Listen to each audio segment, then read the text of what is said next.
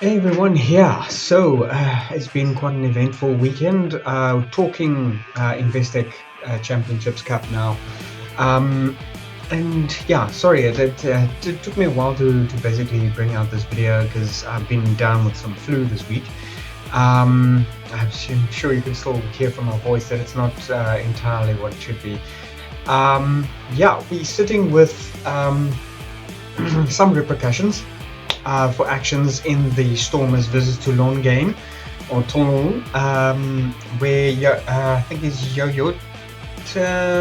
um, Yo-Yo-Te. I'm not quite sure how to how to pronounce that. Yo-Yo-Te, who tackled Moni Lebok shortly after he receiving the ball from a hoist.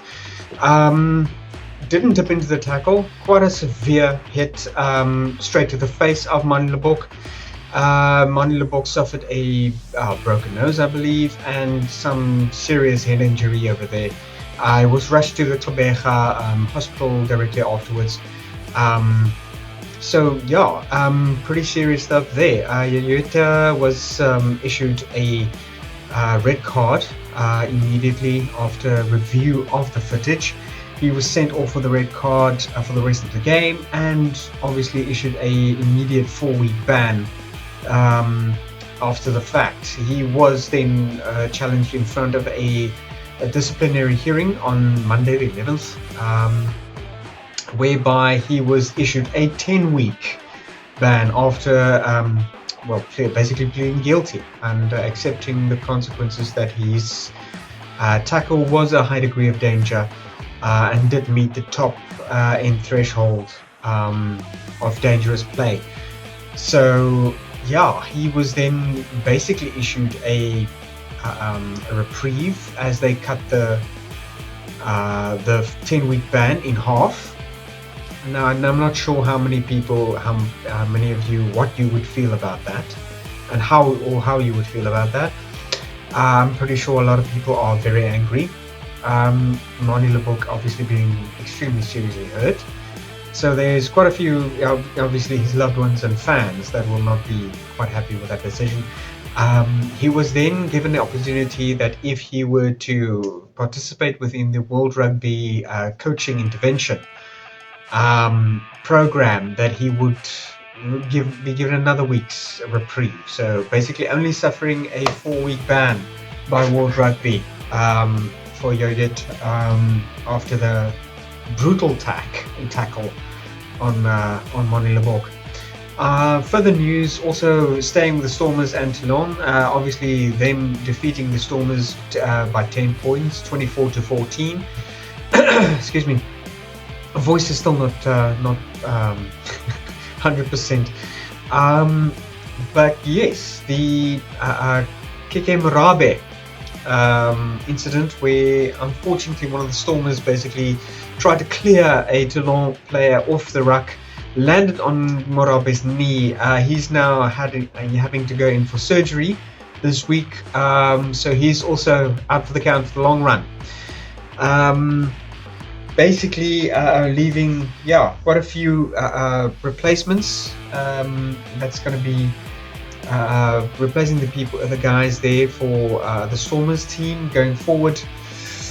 Don't quite know how that's going to impact the team and the performance there, but Yuri Mathieu will be basically filling in for Moni Lebok going forward from here.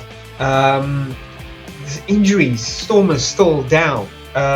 Basically Steve Stolle with his ankle, Frans Malherbe also with an ankle injury, Dion Fourie with his knee injury, and then Sasha Faima-Kobuzulu,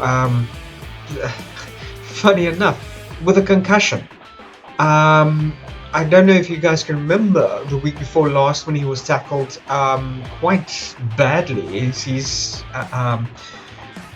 the shoulder of Trevor Nyankane basically hitting him in the chest, then riding up into the head area.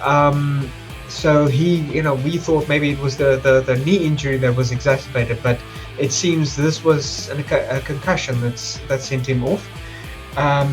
And he will still be out for the count, unfortunately, for the foreseeable future. Steven Kurtzhoff still off with his neck injury. Ivan Rus with his shoulder injury. Dan Duplessis with his knee. Ben Loader also suffered a knee injury. And then Damien Willemse with his groin injury that he sustained a couple of weeks ago as well, scoring a try, funny enough. So things are looking pretty bad for the Stormers this time around in the the Investec Championships Cup going forward, and of course the URC for the season. So how will that play out? We don't know. In further news, we've got the Sharks versus the Exeter Chiefs. Sharks doing brilliantly well. I mean, these guys absolutely. As soon as they smelled blood after the first try, it was all she wrote. There was no stopping these boys. Time after time after time, the guys just bulldozed through the Chiefs, scoring try after try. I think the only try basically scored by the Chiefs. No, that was the second one by Faye Waiboso, and then by Frost, scored in the first half. Waiboso scoring it in the second half. Then there was Frost again in the first half, but it was also yellow cards all around in this match. Oh my god, it was like the ref was reaching into his pocket more often than not. Mostly due to an excessive amount of penalties conceded by the Sharks. I think there was about 3 guys sent off in total of the Sharks, but 2 guys basically sent off in quick succession. Finau was also sent off, and so as well Rig with a yellow card. Then we had Etzebeth, Van Heerden, and then Keita sent off, each one with a red card, boom, boom, boom, sort of right after one another. But it was try scoring all round, plus conversions, penalty goals. Buthelezi scoring a try, Mapimpi, Williams, then Kolisi, then it was Kolisi again. So it was it was like really a goal fest going on. An absolute fantastic and exciting game to watch. Really performing as the Sharks only can. Excuse me. So absolutely wonderful performance there. Really looking forward to some real hard rugby this coming week again. So yeah, it was tough game, but brilliant entertainment by the Sharks there. Then moving on to the Bulls versus the Saracens, and unfortunately this was a little tough to watch. The Bulls honestly playing their hearts out. It's the same basically with the Stormers. The Stormers played well. They didn't play badly. But unfortunately, with the and I think this is why there's so many injuries basically on the Stormers side, is because the opponents is so focused on trying to keep the pressure on the Stormers that they always they were always there whenever there was a hoist. The ball came down, the player was there to basically make the tackle. And it's through those aggressive and push to play faster, to accelerate the game, that basically causes players to unnecessarily be rough, and that causes injuries. Most of the game with the Bulls as well. I mean, the Bulls just couldn't, for some reason, mount any kind of defense or offense against the Saracens. Excuse me. And unfortunately paid for it. The Saracens playing a brilliant game from beginning to end. These guys honestly, Kerry making her first try, and then it was just tries after tries the whole game through. De Klerk scoring the only penalty goal, or the only try for the Bulls that wasn't converted. And then they had 2 yellow cards from Kirsten and De Klerk at the just after half time, which didn't do the Bulls any kind of favors as well. So it was a tough game, really hard to watch. I mean, the Bulls fought hard every single inch for dominance within the game, but it just wasn't to be. The Saracens just completely outplayed them, overpowered them kept the pressure on, and the Bulls just there was nowhere to go for them. So yeah, 27-5 loss to the Bulls in the Investec Cup. Wasn't a game that they would want to remember. Probably want to forget that pretty soon. For all the Bulls fans as well, because I felt sorry for you guys. I mean, to watch your boys struggle like that isn't easy. The guys, I mean, they gave it their all. They gave it a lot, and played the full 80 minutes. I have to give it to them. They didn't relinquish any kind of on their morale at any point in time. But unfortunately, didn't push through on that one. So yeah, with the marching on to the next lineup for this weekend coming, the fixtures is quite interesting.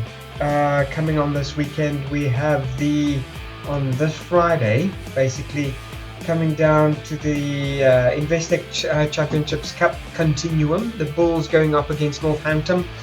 The Sharks facing off against Leicester, and then the Stormers squaring face to face with the Harlequins this coming weekend.